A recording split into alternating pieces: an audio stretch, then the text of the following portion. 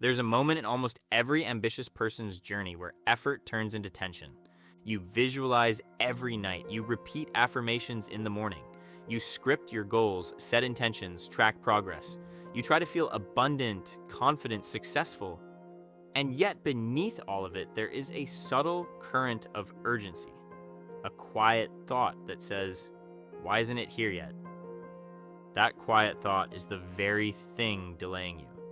There is a principle that sits beneath manifestation, beneath achievement, beneath even confidence itself. It is older than modern self-help, older than motivational culture, and paradoxically simpler than most techniques. It is the law of detachment. And once you truly understand it, not as a slogan, not as a spiritual cliche, but as a psychological posture, everything shifts.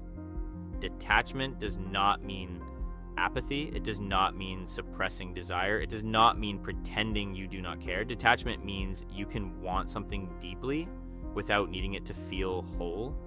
It means your nervous system remains calm whether the outcome arrives today, next month, or later. It means your identity is stable regardless of external confirmation. Across philosophical traditions, this idea appears again and again.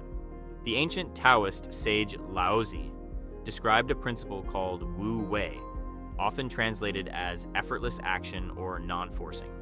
It does not suggest passivity. It suggests alignment. It suggests that when you stop trying to bend reality with strain, your actions become fluid and powerful. In modern spiritual language, Eckhart Tolle, in The Power of Now, speaks about releasing psychological dependence on form. The idea that your sense of self should not be attached to possessions, achievements, or validation.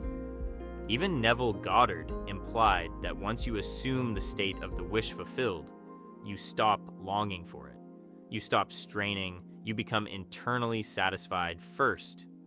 The common thread is this: force repels, tension distorts, and neediness signals lack. When you are attached to an outcome, your body reflects it. You check your phone more often. You overanalyze responses. You interpret neutral events as signs of failure. You oscillate between hope and doubt. That emotional volatility is not faith. It is anxiety wearing the costume of ambition. Your subconscious mind does not respond to the words you repeat. It responds to the emotional patterns you live in. If your dominant emotional pattern is, "I need this to happen so I can finally feel okay," then your identity remains anchored in not having it. And identity always overrides intention. Think about relationships. Many people struggle intensely when they want a specific person's attention. They try harder, they message more, they monitor social signals obsessively. The energy becomes tight. Often nothing happens. Then at some point, they genuinely let go. They focus on themselves. They become calm, socially open, self-contained, and suddenly a tension appears. It feels mystical, but it is psychological. When you no longer radiate lack, your interactions shift, your posture shifts, your tone shifts, your decisions shift. You stop trying to extract validation, and that changes how others respond to you. The same pattern shows up in achievement. Breakthroughs often occur after surrender, not during obsession. When Steve Jobs was forced out of Apple, he later described the experience as freeing. The identity that had been fused to one role dissolved. Without the pressure to protect a title, he entered a creative phase that eventually reshaped the company itself. The detachment from one outcome opened space for a greater one. When Michael Jordan was cut from his high school varsity team, the shift that followed was not frantic desperation, but a deep internal decision to master his craft. The focus moved away from immediate validation and toward internal standards. That shift in posture away from external proof and towards self-directed excellence transformed his trajectory. Detachment creates psychological leverage. When you are not emotionally cornered by an outcome, you negotiate differently. You walk away when something does not align. You speak with steadiness. You make long-term decisions instead of reactive ones. You stop shrinking yourself to secure approval. This is not mystical attraction, it is behavioral power. Attachment at its core is often ego disguised as ambition. The ego whispers, "When I get this, then I will finally be enough." But that statement contains a hidden confession. It assumes you are not enough now. The desire becomes a substitute for self-worth. And when a desire carries the weight of your worth, you grip it, you monitor it, you fear losing it before you even have it. Carl Jung wrote about projection, about how we project inner incompleteness onto external goals. We believe the promotion will give us confidence, the relationship will give us security, the money will give us peace, but confidence, security, and peace are internal states. When you try to extract them from outcomes, you become dependent. Dependence breeds tension. Tension clouds clarity. Clouded clarity weakens action. And weakened action produces inconsistent results. Detachment is not about lowering standards, it is about elevating identity. It is the quiet conviction that says, I desire this, but I am stable without it. That stability alters everything. When you are calm, your thinking sharpens. When your thinking sharpens, your decisions improve. When your decisions improve, your results follow. So how do you cultivate this without slipping into passivity? It begins by separating desire from identity. Instead of thinking, I need this success to prove myself, you shift to, this success aligns with who I am becoming. That subtle change removes desperation.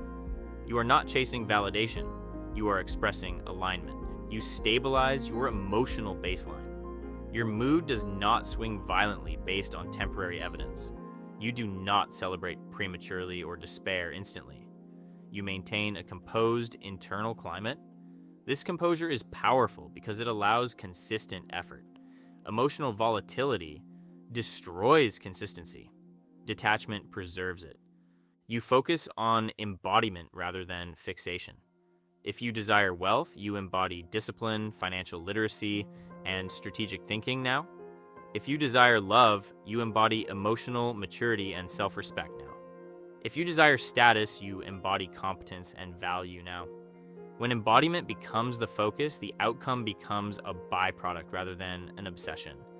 You also build a life that you respect regardless of the timeline. When your entire sense of meaning is tied to one goal, attachment intensifies. When you cultivate multiple sources of growth, health, skill, knowledge, relationships, you diversify your identity. Detachment grows naturally when your self-worth is not concentrated in a single outcome. Here's the paradox at the center of all of this. The tighter you hold something, the more fragile you become. The more whole you feel without it, the stronger your position becomes. When you no longer need the outcome to validate you, you stop negotiating from fear. You stop overextending.